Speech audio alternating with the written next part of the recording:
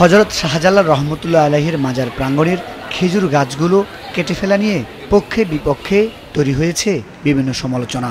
কর্তৃপক্ষ বলছে নামাজের জায়গা বাড়াতেই এমনটি করেছেন তারা। তবে স্থানীয় অনেকেই বলছেন গাছ না কেটেও জায়গার সংকুলন করা যেত। সিলেটের হযরত শাহজালাল রহমতুল্লাহ আলাইহির মাজারের আঙ্গিনায় অর্ধ শতাব্দীরও বেশি সময় ধরে দাঁড়িয়ে থাকা খেজুর গাছগুলো বহু ভক্তের আবেগ, স্মৃতি এবং আধ্যাত্মিক পরিবেশের অংশ হিসেবে পরিচিত ছিল।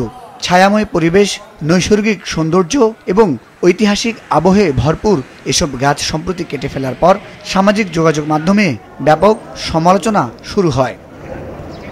1980 সালের দিকে মসজিদের সামনের খেজুর গাছগুলো রোপণ করা হয়।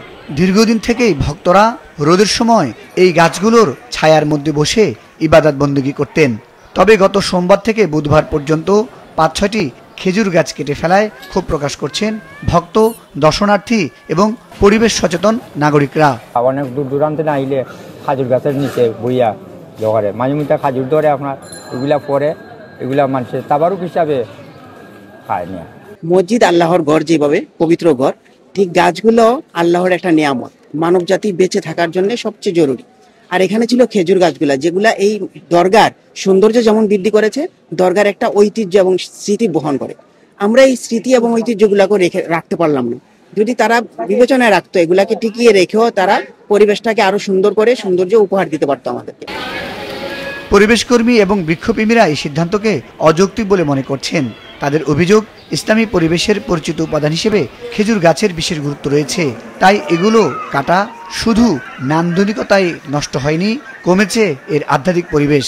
পাশাপাশি কোনো রকম আলোচনা বা পরিবেশ অধিদপ্তরের অনুমতি ছাড়াই গাছগুলো কাটার অভিযোগ তুলছেন তারা। গাছ রেখে কোনো ধরনের উন্নয়ন পরিকল্পনা করতে চাইলে সেটা একটা আন্তরিকতা থাকতে হয়, গাছ রাখার সদিচ্ছা থাকতে হয়।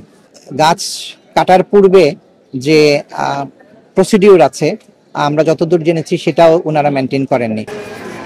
মাজার কর্তৃপক্ষ জানিয়েছে তাদের অনিচ্ছা থাকা সত্ত্বেও মসজিদ সম্প্রসারণের প্রয়োজনে গাছগুলো কাটতে হয়েছে। মসজিদ সম্প্রসারণের কাজ শেষ হলে আবার গাছ লাগানো হবে বলেও জানায় তারা। আপনারা সবাই জানেন যে সিলেট আটকোট জোন, সেই ভূমিকম্প প্রবণ এলাকা হওয়ার কারণে এই ক্রেকগুলো আস্তে আস্তে বড় হচ্ছে।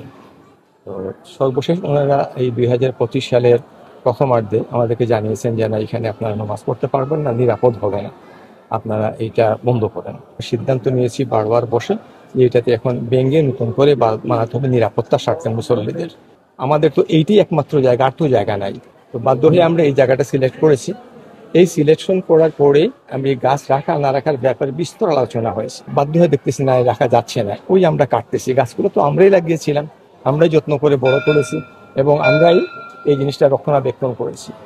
এখন কাটতে আমাদের স্বাভাবিক কষ্ট লাগে, কিন্তু যেহেতু অনন্য পাই আমরা, বাধ্য আমরা কেটেছি। এবং আমরা এটাও সিদ্ধান্ত হয়েছে যে আমরা যখন এই জায়গাটা অস্থায়ী মসজিদটা কমপ্লিট করার পরে নির্ধারিত সময় পরে আমরা ভেঙে ফেলবো, তখন আবার এখানে আমরা গাছ রোপণ করবো। ভক্ত এবং পরিবেশ সচেতন নাগরিকরা চান মাজারের ঐতিহ্য, নান্দনিকতা ও পরিবেশ রক্ষায় ভবিষ্যতে আরও সংবেদনশীল দীর্ঘমেয়াদী চিন্তা ভাবনা নিয়ে সিদ্ধান্ত নেবে সংশ্লিষ্ট কর্তৃপক্ষ।